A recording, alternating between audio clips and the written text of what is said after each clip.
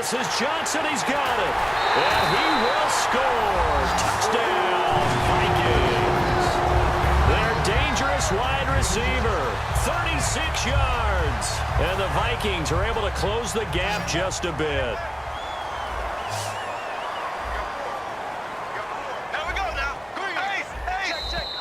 And now we've got a man a little jumpy here. Maybe trying to block the extra point.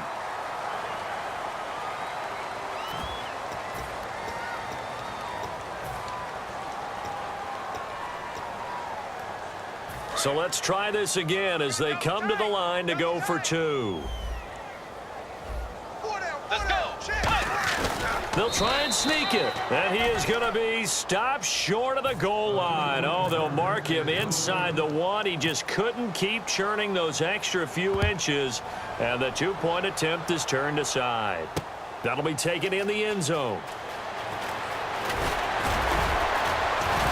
And a pretty good return here. He'll be stopped just shy of the 25 at the 24-yard line. Atlanta now coming out on the field. And that last drive, so effective in the passing game, resulting in the touchdown. Maybe not many people were focused on the trenches. There was good protection there. Excellent protection. So now defensively, you've almost got to get down to those starters blocks like you're a sprinter. Get lower than those guys on offense and find a way to roar through them or around them to get into the face of the passer. Easier said than done, though. Way easier said than done. But they've got to try something because right now they're just cutting them to shreds. They come up in an offset eye.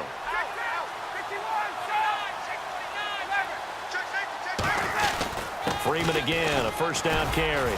And nothing doing. He's immediately taken down at the line of scrimmage. That's going to go as a loss of a yard, and it'll be second down.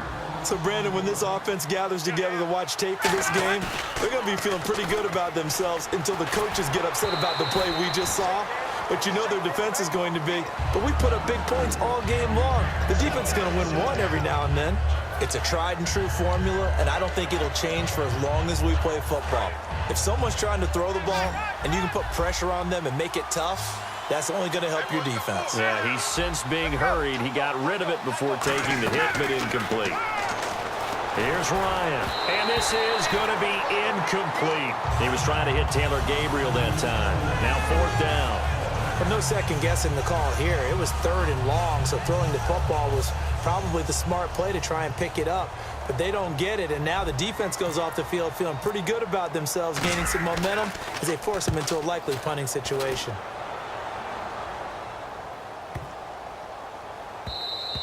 And this one hits at the one, continues on into the end zone for a touchback. And now out comes Minnesota. And they're hoping to capture some of that magic they had last time out when they were able to put together a scoring drive. But they're still down here, Charles. Not the major concern, though, because of what you talked about. They scored the last time out. They feel good about themselves. They feel like their game plan is now in effect. They know how to attack and what plays they want to put together. But they've got to keep it moving in the right direction because, as you did note, they are down on the scoreboard. Now a play fake here on first down. He'll buy some time right. Now he'll let it go deep right side. It's caught inside the 25. Touchdown, Vikings. Stephon Diggs, an 80-yard touchdown. And the Vikings are able to cut into that deficit. Well, you know he can be explosive, and he's ultra-explosive there on the fly route. And you know how many times we've talked to coaches and we've had quoted back to us, well, you know something? When you execute really well, it doesn't matter if they know it's coming or not. Well, sometimes athleticism beats you as well. He just took off and went. That's almost like one of your Turkey Bowl games, isn't it? Just go long, man. I'll hit you. And it worked really well for them. They'll roll him out right. This is caught. Was he in? Yes. 2 points. Well, it's still an uphill battle from here, that's for sure, but that makes it a two-score game. And now we see why teams practice so much on the two-point conversion, why you have more than one play ready, because you may need multiples throughout a ball game. There's a great example right there. And he'll take it back to about the 19-yard line. Now the Falcons offense, they get ready to head back out here. They're out in front. Last time they had to punt it away. We'll see if they can add to their lead now. They don't want to go out and punt it away again. This team now wants to get a cushion, put people away. They want to run their offense and have it end up in the end zone.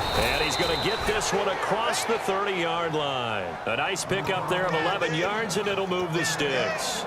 As long as you go through your proper reads and progressions, the drag route can be one of those old reliable plays because usually it's good for a good chunk of yardage, as we just saw there. And those guys like it, right? They can get the ball with a full head of steam. Especially against man coverage, because man coverage, they're typically running away from someone and not worried about traffic coming out on the other end. Back now at beautiful new U.S. Bank Stadium. It's the Falcons. They've got the football. They've got the lead as we get set to start the fourth.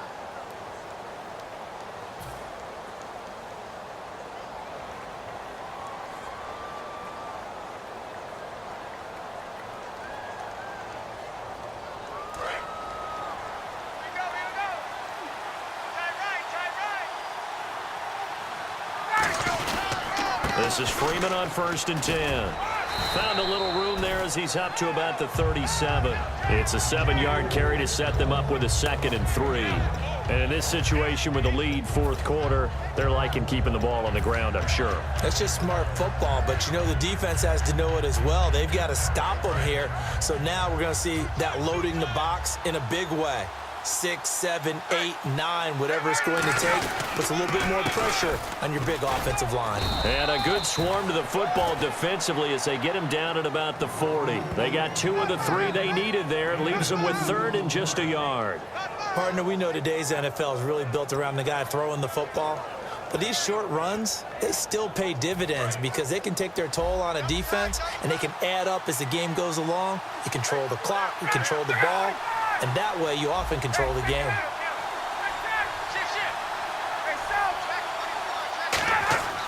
On 3rd and 1, Ryan. And that is incomplete. And I think the end result, knocking the ball away, was a product of understanding where they were on the field, understanding how many yards they needed to pick up the first down, and tightening their coverage accordingly. Gave them no gaps, no spaces, no real air in which to catch the football, and end up making a really nice play. And with things looking pretty good on the scoreboard, they're going to keep the offense out there and go for it here on 4th. The Falcons will go for it. It's Ryan. And that's caught by Tammy. 4 yards on the pickup. And on 4th down, they're able to convert and move the sticks. We always talk about big-time players make big-time plays in big-time moments. I think that 4th down qualified. That was a heck of a throw. Back to the running game. It's Freeman. And he'll take this one up close to about the 45. Give him a couple on the carry there. 2nd and 8. The 4th quarter here, they've got the lead. They want to keep it on the ground. That's what they're doing. Smart football. Keep the clock grinding. Keep it going. But you got to figure now, they're going to see more people stacked up at the line of scrimmage as they try and bleed it out.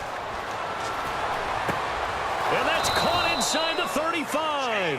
A really nice gain of 25 yards.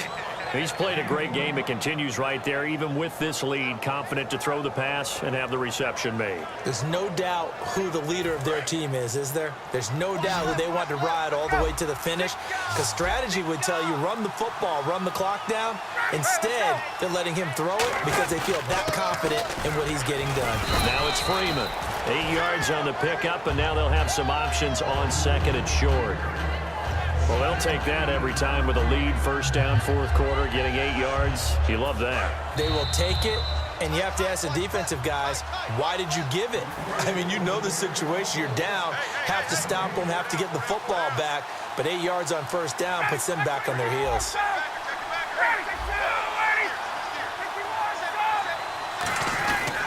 Again, they'll run with Freeman. And he'll get it down this time to the 17. At 5 yards on the play there, as the drive will continue. Not too many more ideal situations than 2nd and 2 in order to try and pick up a 1st down. They ran it and picked it up.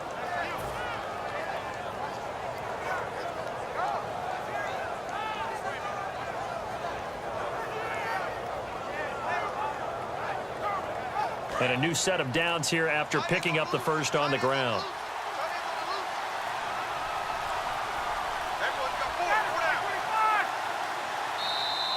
And the play clock is going to run out here. They're in no hurry to get a play off. And the offense lining up 1st and 10.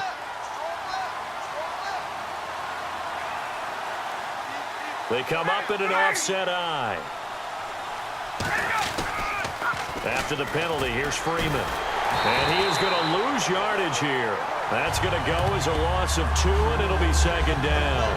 Yeah, let me pump out my chest a little bit. Even though I'm not rooting for either team, that was a really nice defensive play. It's awfully fun to watch, even in an offensive game. Ooh, long drive. The defense just cannot seem to catch a break and get off the field.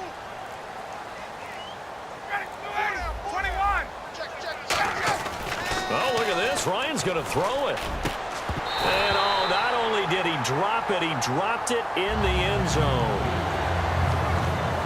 And now for the offense, this is play number 11 here on this drive.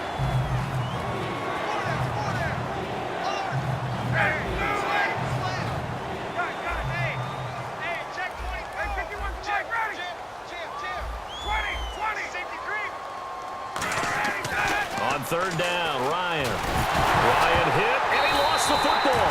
And his guys are going to get the football at the 28-yard line. And now out comes Minnesota.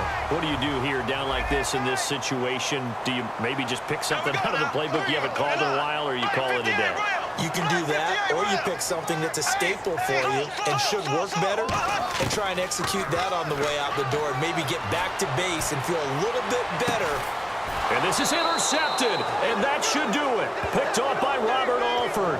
And his guys are going to take over at the 34-yard line. Now the Falcons offense gets ready to head back onto the field. Defensively, there's still 3 timeouts. Do you even need to use them at this point? I think a lot of coaches do it anyway, and it seems like cosmetics to us. Does it just send a message you're not quitting? Send a message. This is caught inside the 15. Now whistles come in. We're going to get a timeout here by the offense.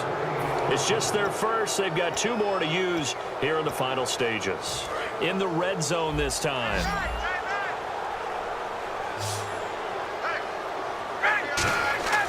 Throwing now, Ryan on 1st down. He rifles one that's intercepted. Picked up by the Pro Bowler, Anthony Barr.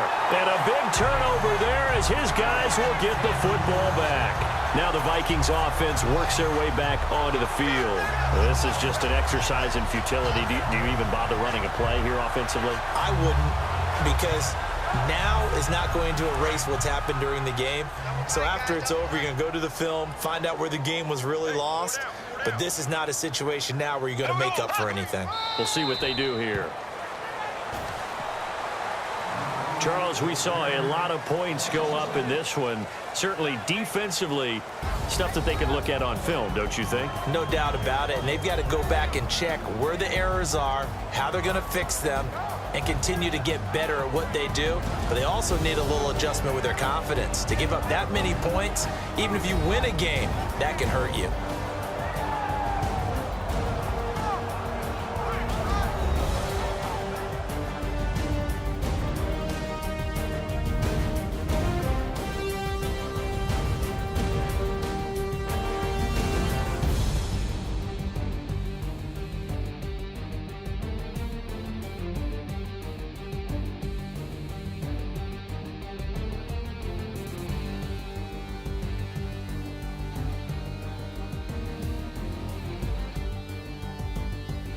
So that'll do it. For my partner, Charles Davis, and the best darn crew in the industry, I'm Brandon Gaudin. This has been a presentation of the NFL on EA Sports. From Minneapolis, so long, everybody.